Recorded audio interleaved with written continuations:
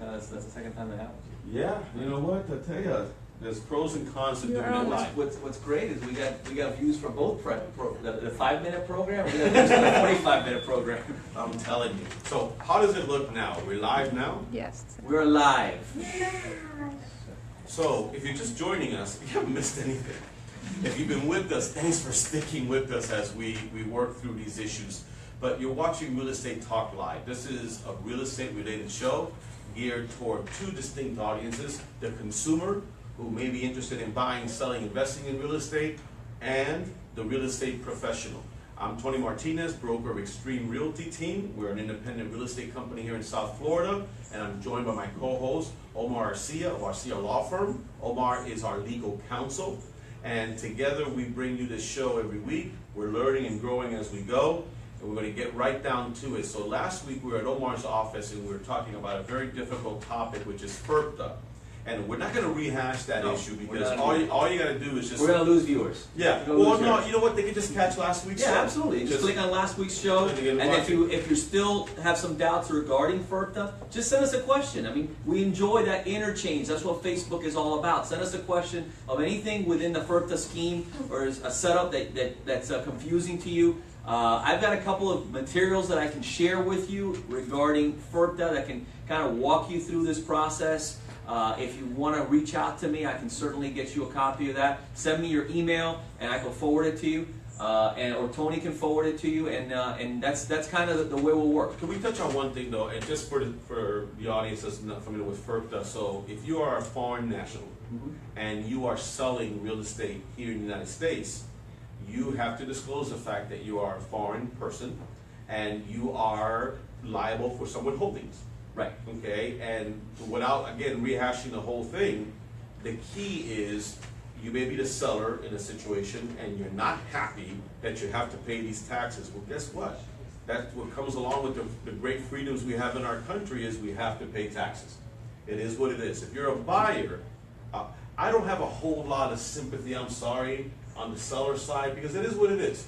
You got to pay taxes, you got to pay taxes. Anyone that sells a property and that's some kind of a positive result from that property is going to pay some taxes on it. Yeah, the difference is that the government wants to withhold a certain amount up front, 15%, to just make sure that they get paid. Make sure that the taxes are in fact filed and that the amount, if any, owed is paid. I'm always concerned about how it impacts the buyer, especially when you have real estate agents out there that don't know what they're doing and not explaining the process. Even though the withholding is the responsibility of the seller, it is actually falling on the buyer to make sure that that money is collected. If the seller does not pay the withholding, doesn't file a tax return the following year, and the buyer didn't follow all the steps that are necessary to be followed in connection with a FIRPTA withholding, the buyer is going to be held responsible for that withholding. And it's as simple as that. The IRS will come after that buyer, and not only will they be responsible for the withholding, but now since it's late, they're going to be responsible for late fees and fines. And the IRS will put a lien against your property, the property that you just bought, for the amount of the withholding. So you got to be very, very cautious whenever the seller is a foreign national.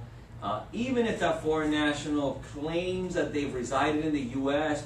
for a certain amount of time, make sure if you represent the buyer that you are going through all the steps to make sure that your buyer is protected. Because if that buyer is going to be responsible for withholding tax, they're going to come after the professionals that guided them or instruct them or failed to instruct them on what they needed to withhold. And the last thing before we move on, because this is super critical, you're a buyer, you're buying a property, they're saying, hey, listen, the seller is a foreign national, we need you to go ahead and sign a form that says you're going to live in the property for 50% of the time, and by you signing the form, you're doing a huge benefit to the seller because the seller now is not responsible. Be very careful about signing that form, because what you are doing as a buyer by signing that form is you're now taking that responsibility onto yourself. Yes, by you signing that form, it releases the seller from having to have that money withheld at the time of closing, but the money is still owed. Potentially, the filing of the taxes, the tax returns still must be done. So guess what? The seller doesn't file their tax returns, doesn't pay the money. Who does the government go after? It goes after the buyer. It goes after the buyer. So be Well, very careful. Yeah, I gotta understand, and people have to understand that this is a very complicated transaction. That's why the FAR bar contract recommends that you talk to an attorney or you talk to a CPA to make sure you're making correct decisions with respect to any time that a foreign seller is involved. Right, and if you have any questions, call Omar. That's Yeah. what that's the That's it. resource he is. Type your questions in. A lot of you are going to watch this after it's live. Type your questions in. Omar and I are constantly reviewing and watching the feeds, so we can provide feedback and everything to you. Yeah. Now, Omar, please, now that we turned the clock and now we're into July, it's great news for Florida owners when it comes to these exorbitant estoppel fees. So can you explain what happened July 1st? Well, I just wrote an article on this because I'm actually ecstatic about this. I don't represent any HOAs, and I'm sure HOA attorneys are not very ecstatic about this. As a matter of fact, I've seen a lot of articles where HOA attorneys are saying that this new law is the worst thing that could ever happen to Florida consumers. But they haven't been on the other side of the transaction. I've been on that other side of the transaction so many times where I feel the anxiety and the frustration of a title company when they're asking an HOA for an estoppel letter, and not only are they not timely in getting you the estoppel letter, but when they get you the estoppel letter, it doesn't contain the information that you need, and then they say, well, if you want the estoppel letter, it's going to be $1,200.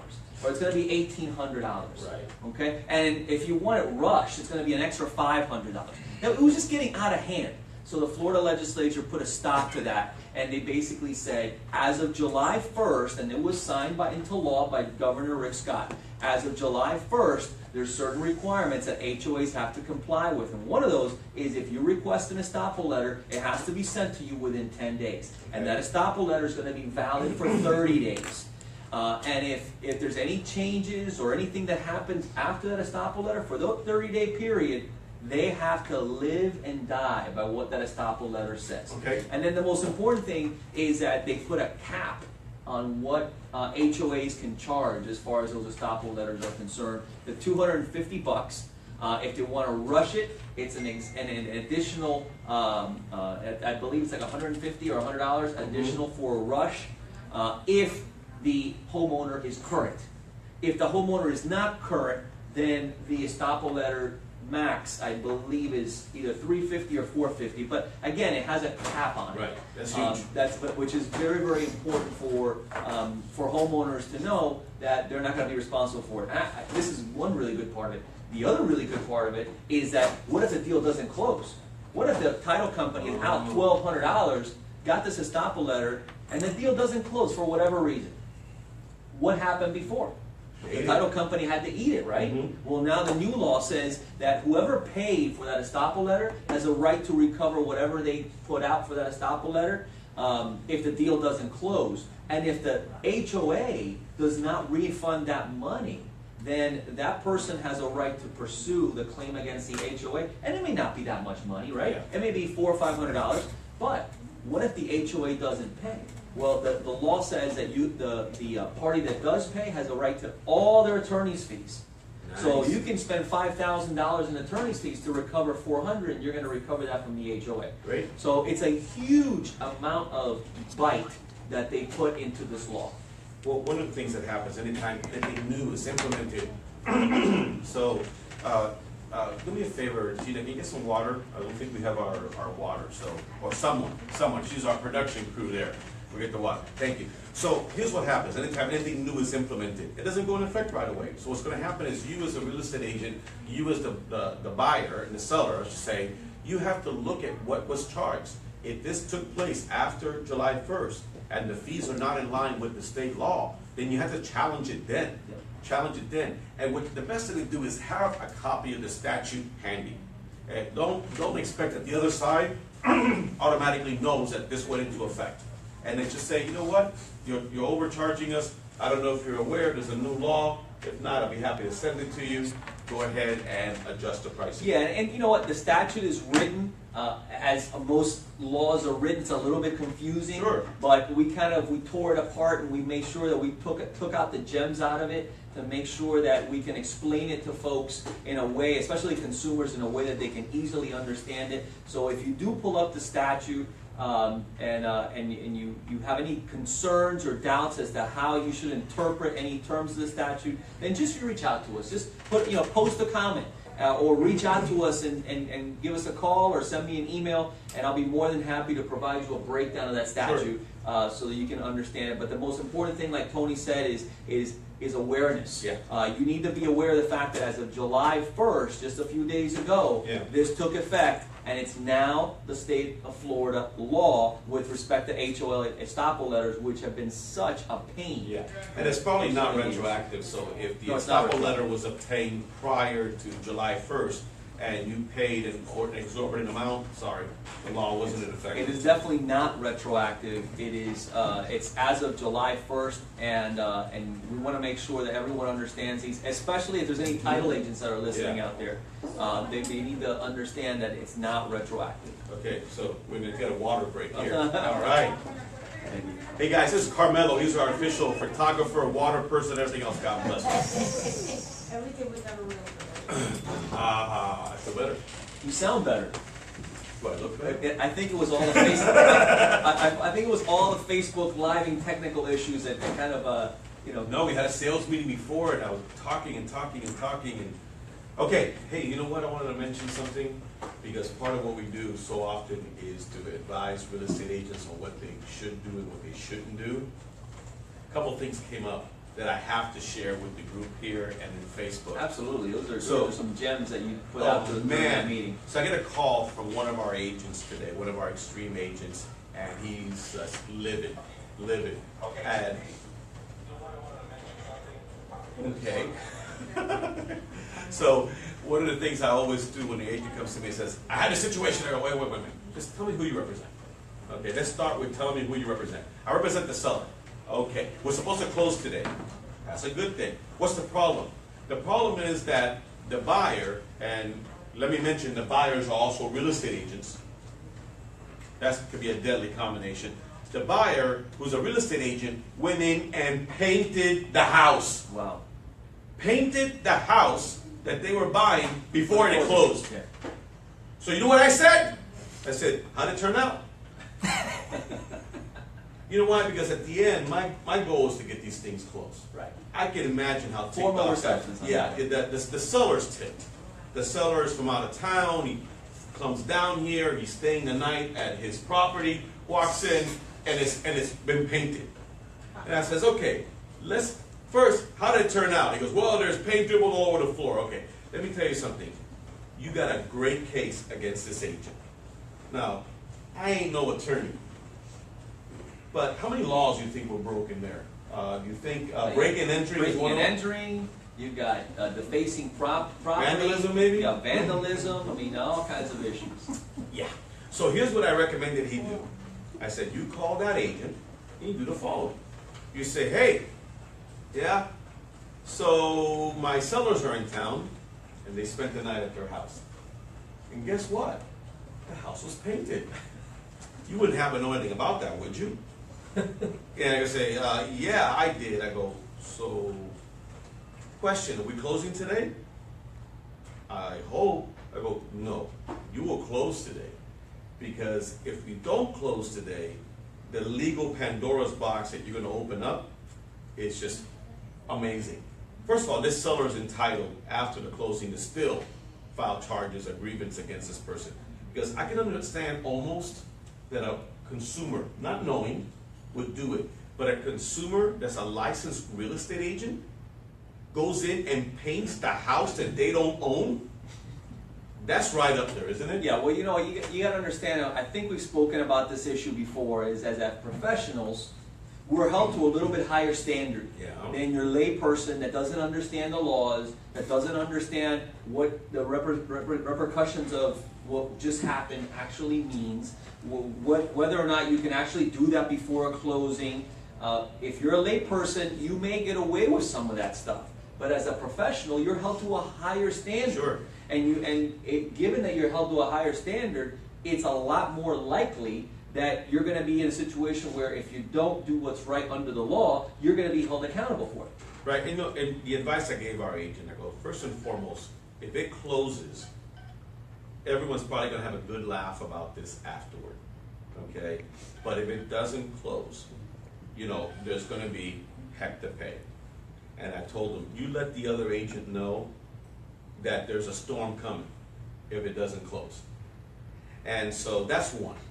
The other one we had, and this is gonna prompt us to do what I've never done before. The whole time I've had Xtreme open, I've never filed an ethics violation grievance against another agent.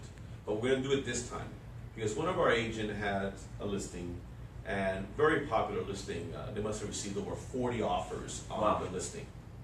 And one of the agents submitting the offer was so obsessed with making sure that their people got it, that they went and made direct contact with the sellers to find out if the offer had been presented to them and what was the end result. Whew. Okay, so we took a deep breath and we said, interesting, because I can understand, because sometimes as a real estate agent, we submit offers and the other side's not communicating with us. We get frustrated, our buyers are on us, they want to know. But when it's all said and done, you don't have the right in an exclusive right of sale, and 99% of the time the listings we take are exclusive right of sale. You have absolutely zero rights to make direct communication with that seller, unless that seller contacted you first, and this seller did not. So we confirmed all this with the Florida legal hotline. What makes it worse is their broker, when we talk to them, steps up and starts copying an attitude. And we have it all in writing. We have everything in writing that they sent us the email of everything they did. And so, you know what? We can't improve the industry unless we start calling some of these people to task, right? Yeah, and I think, you know, from the standpoint of attorneys have not only a requirement that we report others, but in certain circumstances, we have to self-report sometimes. If we find something that happened in our office that's outside of our control but was done by one of our staff members, you know, any trust account violation or anything that may have done which raises any red flags, you're required to self-report, because if it's later reported by someone else or the bar finds out, then the imposition of sanctions is even greater on you. Again, it's realizing that we are professionals and we're held to a higher standard than the rest of the population, and we have to always observe that higher standard. Otherwise, then what are we? Then we're just regular, you know, individuals without the training, without the ethics, without any of the requirements that we have to abide by, be either real estate agents or attorneys. Yeah. What the other agent should have done is they should have contacted me. You contact the broker and you say, listen, I'm not getting any feedback or response from your agent. My buyer's concerned that their offer is not being presented. Would you please look into this? The first thing I would have done is reach out to my agent and say, what gives? Well, Tony, listen, we got all these offers. I'm getting back to them as soon as possible. Okay, great. But by doing that move, they put their license at risk. And this is the kind of stuff that happens every day out here. It's amazing. Yeah, it's a Wild West. It's crazy. So what we want to do is we start wrapping up. We want to bring our guest on to talk about reverse mortgages. Does anybody have any questions, both in our audience and in Facebook? I'll go ahead and grab my phone now so I can take a look, because I was told that I was always looking at my phone for any questions. And now the new procedure is Gina will tell me that there's a question, but we have a question from our studio audience. We talked about the estoppel earlier, that it's valid for 30 days. What if you're closing this 45 or 60 days out for one reason or another? They won't order it that soon. They won't let you order it, hold back on it and wait until later? Yeah, you order it, you know, because obviously if you got to order a new one, you got to pay the additional fee. So, but yeah, you don't, if you're working with any company like let's say decent title company, reputable title company, they'll want to order it until it's a lot closer to the closing. And that reminds me, should we say something about New World Title? Do you know one of those? Yeah. I've got a few friends. Yeah, New World Title. As always, we thank New World Title for supporting us. I don't know if you noticed, but we try to keep the show very non-commercial. I mean, obviously we're doing it to create business for his law firm, for my real estate business. We want to thank our sponsors, but if the whole show was use us, call us, and everything else, it would lose something. So we'd rather be driven by content, but we do want to thank the folks that make the show possible. And now, since we're going to go ahead and say goodbye to Omar, Omar, tell them how they can reach out to you. Oh, absolutely. You can always contact me at the office. Our office is in Miramar, 954-437-9066. 954-437-9066. If you have any issues regarding real estate, short sales, any business litigation, anything at all. No case is too small, no case is too big. I'll always sit down with you. If I can't handle it, then I'm going to put you in the hands of someone that can definitely help you out. People who are tried and true and proven in the industry, not just kind of someone who I'm just going to refer to you blindly.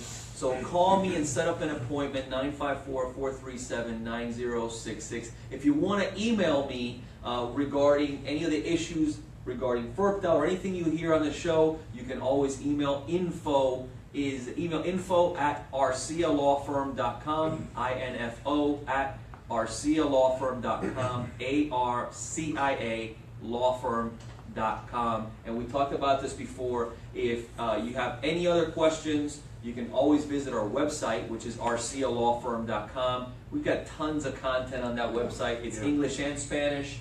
Tons of videos, client testimonials, all kinds of good stuff. Great. And for all your real estate needs, folks, right here, Xtreme Realty team, we're here to serve you. We have an office in Brickell, an office at Lake Placid, Florida. Yes, there is a Lake Placid, Florida, only 2 hours north of Broward County, and our main office here in Davie, which is Broward County. Call us 954-530-0211. That's 954-530-0211. So Omar, I know you have to probably get onto a court case or something, but thank you so much. As always, you're a blessing on the show, and we're glad to have you on the team. Thank you, brother. I appreciate that. I appreciate the hospitality as always. All the wonderful people here from your team. They always have incredible questions. Always put me to test, which is good. Keeping the sword sharp. And I appreciate the time, and obviously I welcome anyone that has any additional questions they may have on Facebook. All right, So we'll see you next week, brother. All right, take care. All right, thank you. All right, let's give it up for Omar. Come on, let them know that there's a real audience. Do we still have the laugh track? Never mind. All right, Phil, come on up. All right. All right, I'm good to see you. Hey everyone, so this is Phil Stevenson. So when it comes to reverse mortgage, he didn't necessarily write the book, but when it comes to changes to the book, they're counting on you, because I know you've grown so much in the last 4 years. I think we met about 4 years ago, just as we had opened up, right? So folks, Phil Stevenson is here from PS Financial Services, right? Was it PS Services or PS Financial Services? And all you do are reverse mortgages, right? All right, so have a seat, my friend. We're going to put you on the hot seat here. All right, water in the form of bottles now. We only bring this out for special guests. Okay, audience members, so you're bound to have some questions when it comes to reverse mortgages, so make sure you type them in now so we can take advantage of while the man is here. So we've had you out here in the past, and I have a real passion for your topic because it is so misunderstood. Right. And so let's go ahead and first tell them a little bit about yourself and your company, and then we'll just go in some free-form question and answer about what reverse mortgages are, who's qualified, that kind of stuff. So start with your background and your company. Sure. Well, thank you, Tony, for having me. Thank you all for having me here. To start with, again, my name is Phil Stevenson with PS Financial, and we're licensed now in 6 states, and we have 25 or so licensed originators in those 6 states, mostly here in Florida. And I'm one of 150 to 160 certified reverse mortgage professionals in the entire country.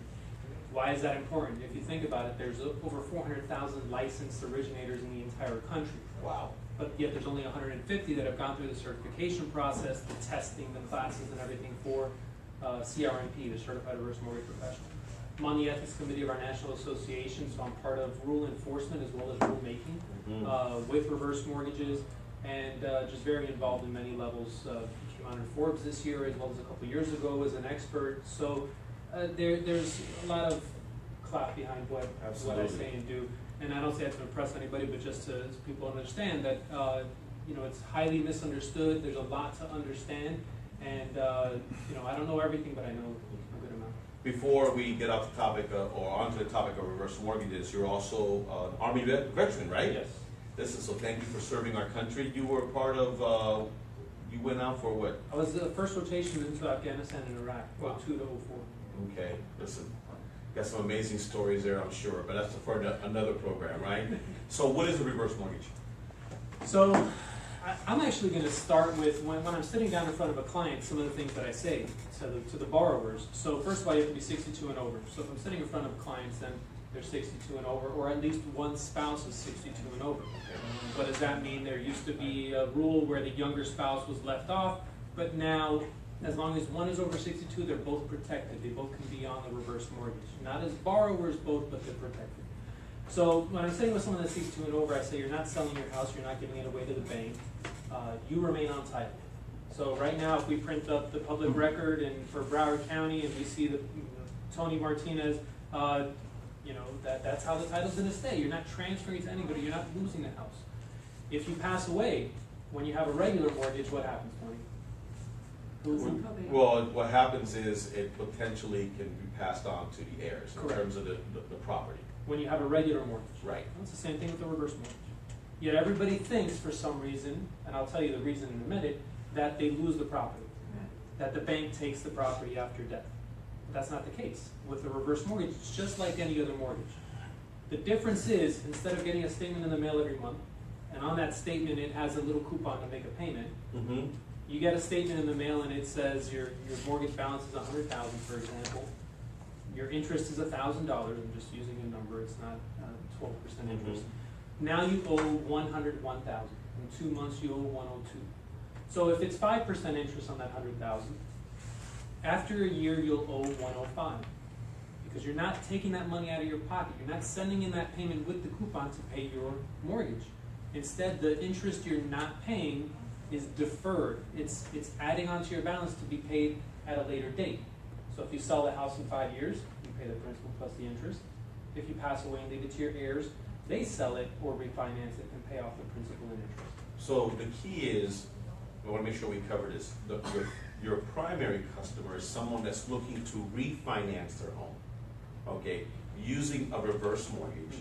And they're doing it for what reason? What are the main motivations to someone to use a reverse mortgage to refinance their home? So I'll group that into two categories. There's your needs-based and your wants-based. Okay. Now, the reverse mortgage historically is thought of only for needs-based, and even the worst type of need, the desperate, the poor, the have nothing left. Guess what? They don't qualify anymore. Because as of 2 years ago, now we have to look at credit and income to make sure they can pay their taxes and insurance. So the needs-based, we're actually shifting slowly away from at least the desperate need. There still could be a need. You're making $1,500 a month in Social Security and you have a $1,000 a month mortgage payment. There's a need there. We eliminate that $1,000, now they can live a little bit better. So then the wants-based. This is something that since 2011, a lot of financial advisors, big known financial advisors, have done a lot of studies with Texas Tech, Boston Center for Retirement Research, and American Institute, I think it's called, which they do all the CE for financial planners. They've done a ton of studies, and they do what they call Monte Carlo scenarios, where they'll take one case and they look at thousands of scenarios and they come out with a probability. So they'll say if you do the reverse mortgage in conjunction with the retirement plan that might have $1 million portfolio, you have a much better chance of having money through retirement using those strategies. The reverse mortgage plus having $1 million in net worth. So there's a big spectrum of people that would need this or want it, and how we can work with them. So there's a lot of myths circulating, and I think most people have heard on some level, because they usually have some celebrity on TV that's talking about a reverse mortgage. Okay, so the people have the opportunity to pull cash out and also eliminate their mortgage payment, right?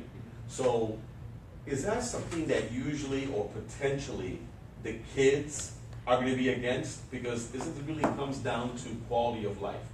If somebody is more concerned about living the rest of their years in relative comfort, right, and not have to worry, they are taking the equity away from that property, and they're using it for their needs.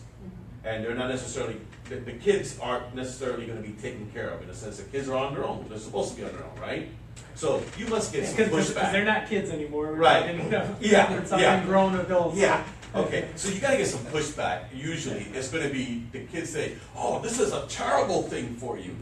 They don't probably have any idea what they're talking about. What they're thinking about is themselves. What do you mean you're gonna pull the cash out and spend it on trips to Europe and being happy for whatever number of years you have You can't left? use your money. I want your money. Yeah. You know, yeah, it's pretty selfish when you see that. And usually it's because they misunderstand how the program works. And I want to come back to the origin of the reverse mortgage later, but so I'll use my case. In 2006, I started in mortgages in 2005. 2006, someone that only did reverse mortgages back then or was big in it introduced it to me. And so I went to my grandparents and I said, hey, by the way, they were about late 70s, 80s, somewhere around there. I said, you know, the reverse mortgage is actually really good. It's not one of those things that you hear about out there. My grandfather was a retired optometrist. He was a doctor. He had a commercial property and business that he sold. It was collecting he held a note on that, so he did well. He said, oh, no, eso para los pobres, you know, it's for all the poor people. And so, you know, it didn't understand it. Well, 2 years later, my aunt and uncle came to me, and my mom had passed away, so the three of us were the heirs. And they said, you know, we really think that abuela and abuelo should look into this, so why don't you go and introduce it to them again? So you have heirs like that, like us, that we're like, look, it doesn't matter. We told my grandfather, it doesn't matter what you leave to us. What matters is that you're not stressed out about, you know, going out to the restaurants that you used to go out. He used to take the family out to restaurants and, you know, spend $1,000 on the whole family, and they couldn't do that anymore because they were down to their $3,000 a month. Right. But then they were able to. Yeah, you do have the roadblocks with some kids, and it's all misunderstandings. But usually myths have some basis in fact. So there happened to be something with reverse mortgages back in the day that caused people to now still have that, wait a minute, isn't that the one where you lose your house and all that? So can you talk a little bit about maybe what it was at the very beginning that may have led to people still having that misconception? Sure. So the reverse mortgage that we know now is called the HECM, H-E-C-M, Home Equity Conversion Mortgage. And that wasn't always around. So in 1961, let's think back to where our world was in 1961. 1962 was the Cuban Missile Crisis. We still had segregation in our country, so it was a very different place. Yet the first reverse mortgage closed in the United States was in 1961. Then in 1988 is when Ronald Reagan stepped in and made it part of FHA, the Federal Housing Administration. And that's when it became called the HECM, the HECM. So that's when there were more protections put in place. And they were still private or proprietary reverse mortgages in existence. Up until about 07 or 08 is when all those proprietary went out. Now there's 2 jumbo products out there, but your value has to be 1.5 million or 2 million or above. So in 2000 there were a bunch of changes. In 2013 they basically eliminated the reverse mortgage as we knew it and implemented a new way with protections to borrowers. Then in 2014 it was the non-borrowing spouse one I mentioned, if there's someone under 62. And now again in 2015 was the big change to looking at credit and income. So I have in one of my presentations now a chart showing the press, the positive press, neutral press, and negative press from a couple months earlier this year, and it was only 4% out of 1,300 articles that were negative. As opposed to before where you'd have 20, 30% of negative articles because you were foreclosing on people, or non-borrowing spouses were being foreclosed on. So it's come a long way, and yes, there was truth to all of that way before, decades ago. But now there's a lot of protection. It is a federally backed program through FHA. It's federally insured and regulated. Okay. So FHA doesn't lend, they insure, Correct. just like on regular FHA. Okay. All right. So as we segue, is there anything else before we go into the reverse mortgage to purchase program? Anything else as far as qualifications? What some of the key points for someone that says, I wonder if reverse mortgage might be for me? What are some of the key points there? Well, let's look at if you're refinancing your home and you're 62 years old. So if we have the spectrum, let's say at 62 you get the least amount of money, your lowest percentage, about 50% of the value. So if your value is 200, you have access to 100,000. If your value is 400, you have access to about 200,000. We can't lend 80% of your value, and then the interest is adding on, and then in a few years you'll be negative. So, or upside down. So we lend 50% if you're 62, up to 70% if you're 90. So the older you are, you get a little bit more. Now, there's 3 ways to draw the money, and within that there's combinations, but you can take a line of credit, you could take monthly payments, and you could take lump sum, Okay. or any combination of those. It gets more details in that, but that's more for individual cases on how you can do it. The monthly payments are actually the least popular, while lump sum and line of credit combinations are the better. So in an example where it's a 400,000 appraised value and they have access to 200,000 because they're 62 years old, that's, if they're refinancing, that's less whatever their current mortgage is, because you have to pay that off. So if the house is fully paid for, then the whole 200,000 less whatever fees applies are available to them. Correct. But if they have a current mortgage on there, that mortgage needs to get paid off, and this becomes the primary mortgage. Right. So Okay. if we can give them 200, they owe 150, we pay off the 150, and they have line of credit of 50. Or 50,000. And no more mortgage payments then? Correct. So just as I was saying, instead of giving that coupon with the payment to make, the interest will add on. But if they want to make payments, they can make payments. Okay. So I have someone right now who I was actually emailing. He's in Texas, he's an engineer, and he wants to pay down his reverse mortgage. What's great about it, and this is going to throw everyone, because it threw me, I had to hear it a couple times, every dollar you pay towards your line of credit, your reverse mortgage line of credit, principal and interest, you can pull it back out. So even the interest payments you make go into your line of credit. There's nothing out there that's like this. So let's say you're not making payments and you have that line of credit, that $200,000 Right. line of credit. If we can give you 200,000 and you take 100 at closing, so you've used 100,000.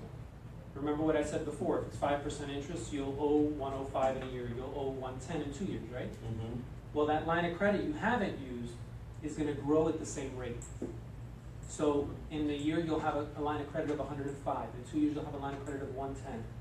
It will always grow guaranteed. They can never shrink it. They can never freeze it.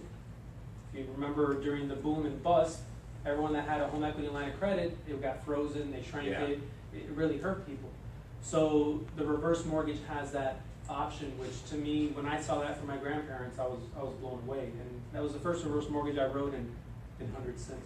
I try to be fair and balanced, right? So I always say, are there some folks out there that this is not a good option for? Because it can't be the perfect program for everyone. So who is not a good fit for? Well, people that can't afford their property, even if they do the reverse mortgage.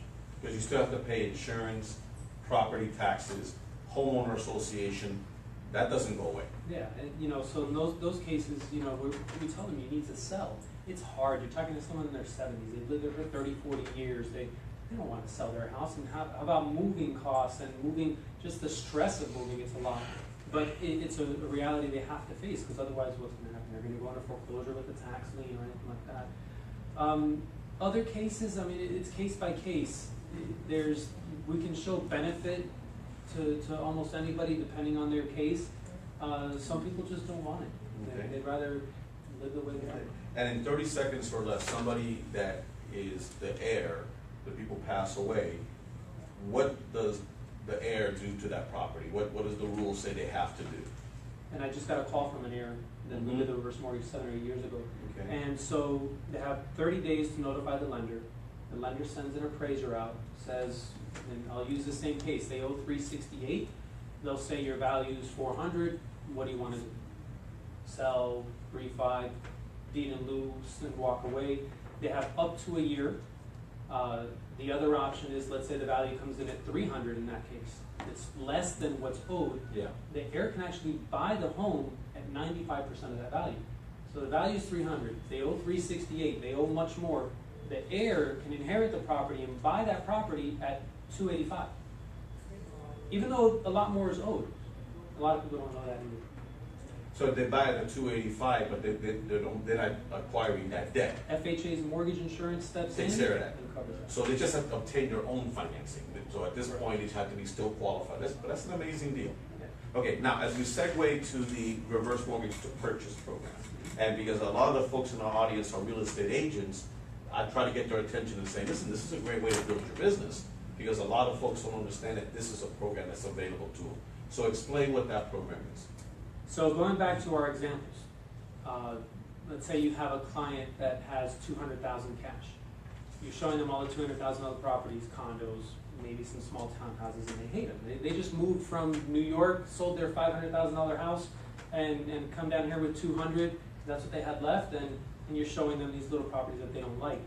Well, they have one option is to get a forward mortgage, as we call it, a mortgage where you have to make payments, and the other option is you show them to put 50% down if they're 62, and then the rest is a reverse mortgage. So if someone has $200,000 cash, they can buy a $400,000 home approximately, roughly, we're using some estimates here. And for realtors, first of all, you've shown someone something they didn't know they could do, which is great, especially if it's from a referral source, even better. Now you look like a hero. And secondly, your commission just went up. You just went from a $200,000 sale to a $400,000 sale. So the question there becomes, and maybe this changed with the ruling, as far as qualifying for the loan.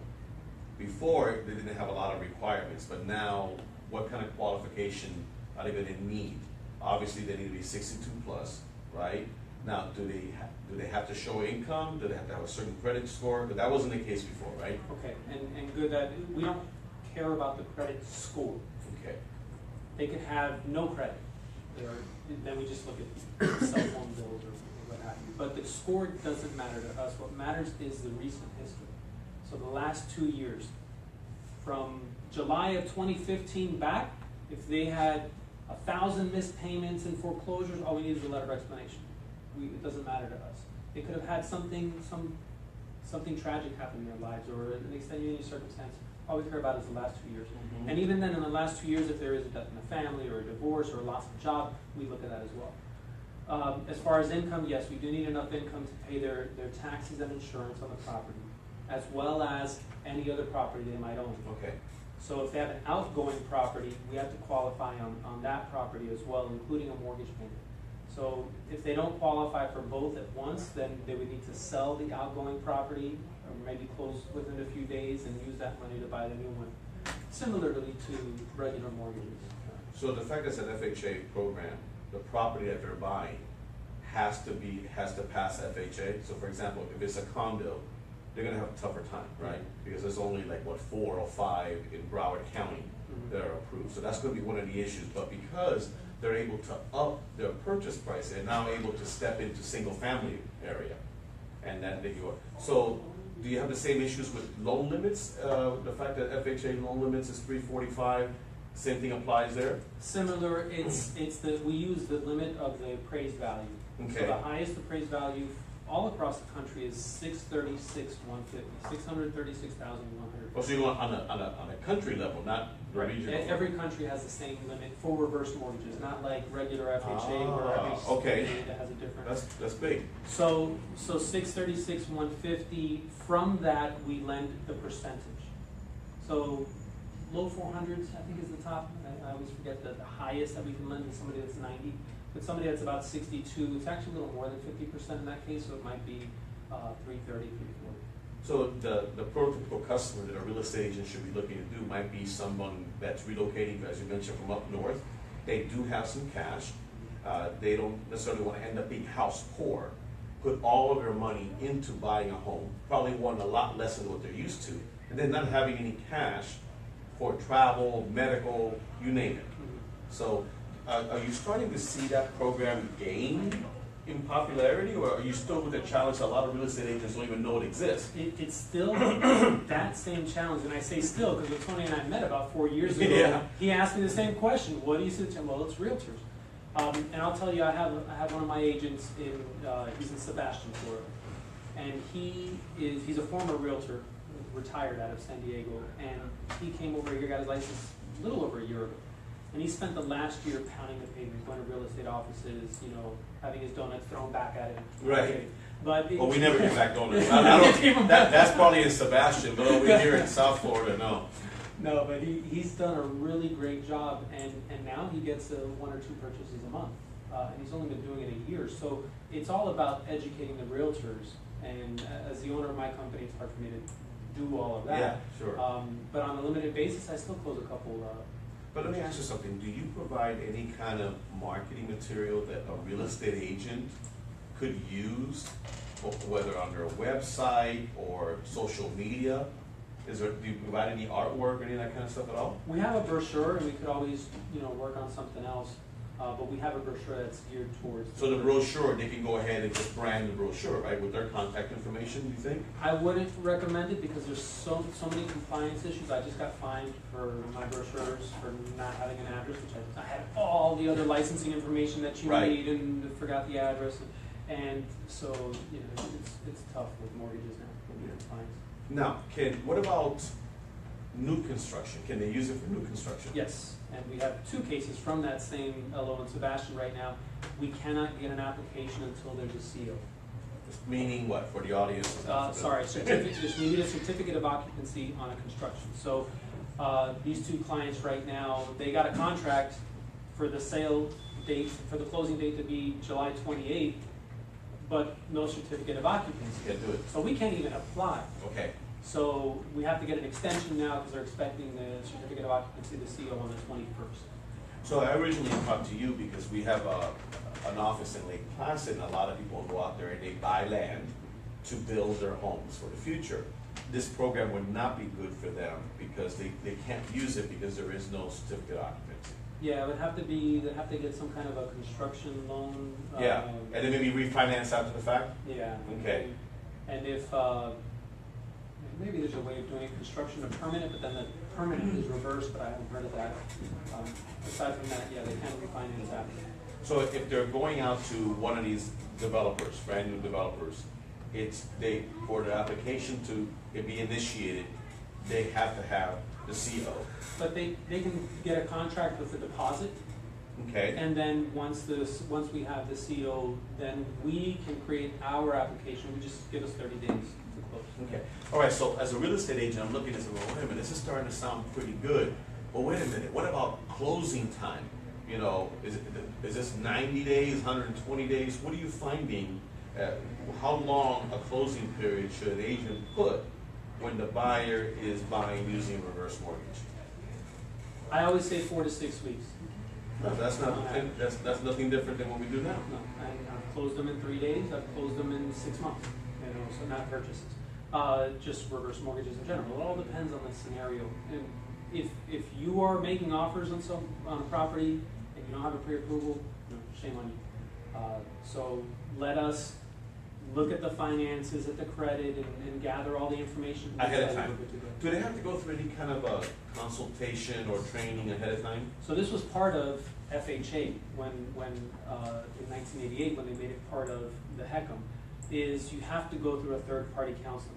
I always say that had we had this counseling during the real estate boom, when we had the pick-a-pays and all this Yeah. stuff, where you start at 1% and next year your mortgage is 7% and you go into foreclosure, if there was a counselor saying, do you realize in a year you're gonna go to 7%, I won't say we wouldn't be in this mess, but it wouldn't have been as bad a mess. Right. So we have a third-party FHA-approved company, usually debt counselors and Right. counselors that go through, say, are you looking at other options, explain everything that we do. So that's independent, separate from you all, okay? And they should do that right at the very beginning. Get that out of the way. Now, should they do that before they already start going over numbers with you, or they both can kind of coincide? No, and the counselors don't like it. When I've been to association meetings and the counselors get a borrower and they don't know anything about reverse mortgages, they hate it because they have to do the whole thing. Right. So, and you get those people that they don't know what they're doing in reverse, and that's what they say, hey, go to the counselor, go to the counselor. So they get all their questions answered there. No, I'd rather go through everything so they understand, they hear it from me, and then they go to the counselor with those same numbers that I presented them with.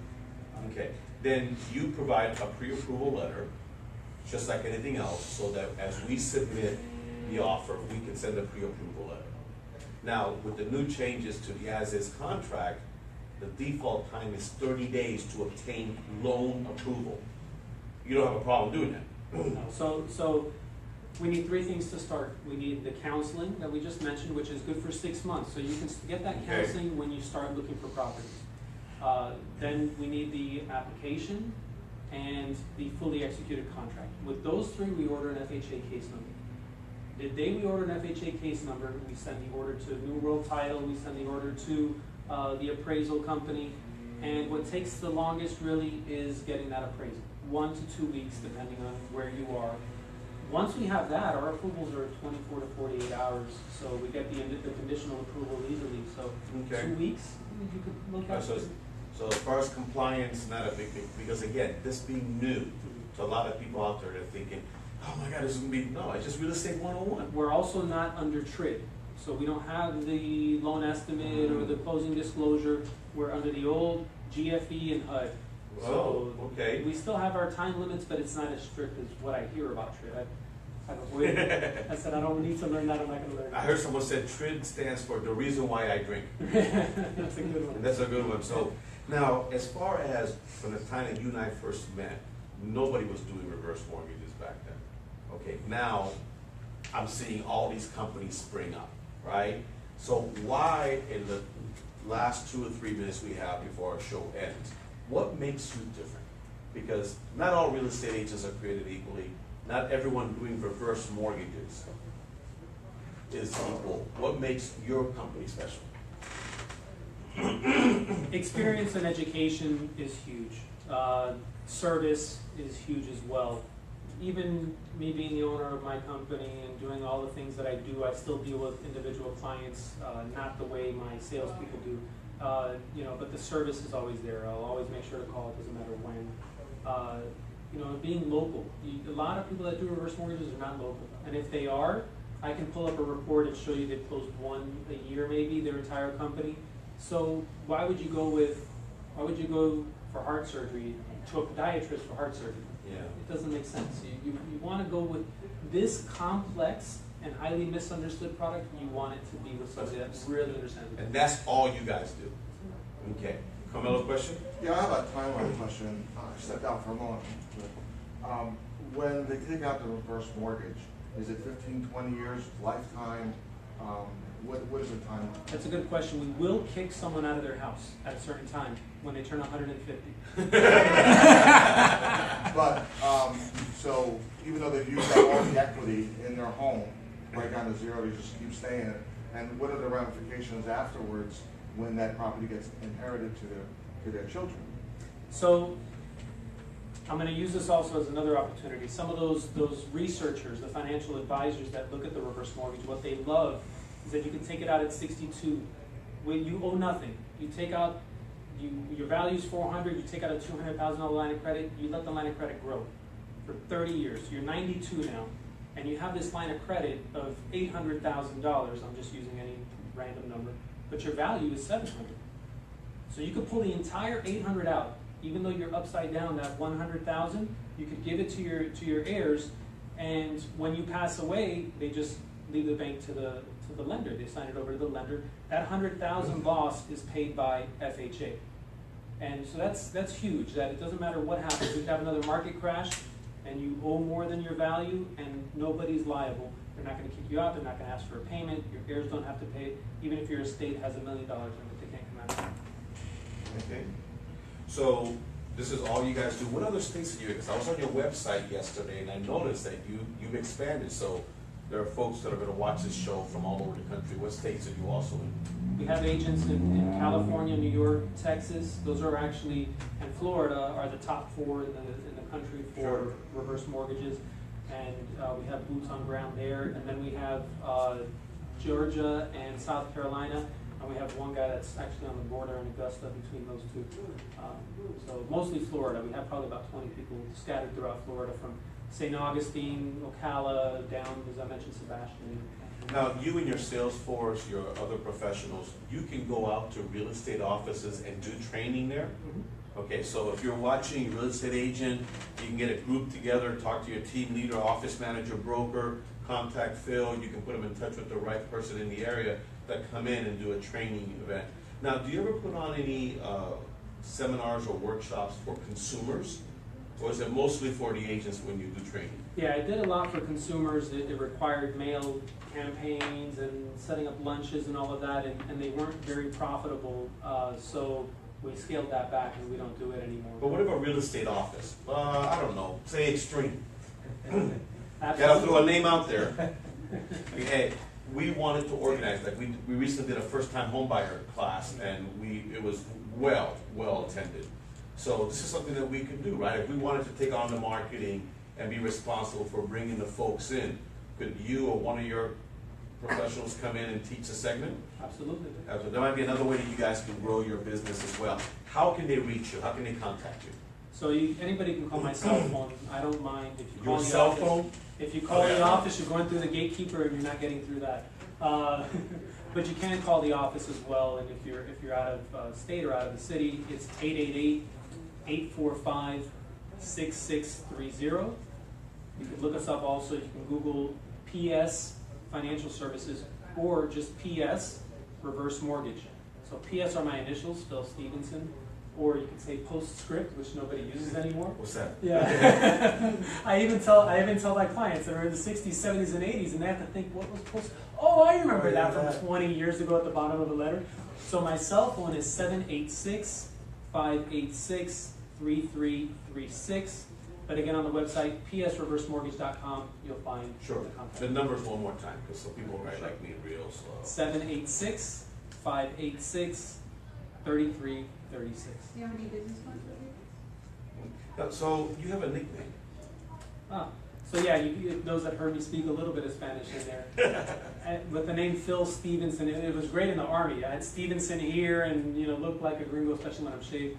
And nobody would know, but my mom is Cuban and my dad is from South Carolina. So I always have a joke that I'm a Cuban cracker. Which for those that aren't in South Florida, there are actual Cuban crackers. It's not a racial joke. No, it's just a cracker. Yeah. I love those crackers. I'm gonna have one after the show. So you go by Felipe. Felipe, yes, I'm sorry. Yeah. Okay, so you speak Spanish as well. All right, well listen, this has been very, very informative. What's gonna happen is tons of people are going to watch this playback and everything else. And we now know it's a valuable resource for both consumers and real estate agents alike. So I want to thank you so much for being on the show. Thank you, Tony. I'll have my voice back by next week. So folks, as we now get to the end, thank you so much for watching Real Estate Talk Live. We'll catch you next Wednesday, 12 p.m. Make sure you share this information, folks. We want to get it in as many people's hands as possible. Hold on a second. As many hands as possible. All right, signing off. Thank you so much for being with us. We'll talk to you soon. Thank you, guys.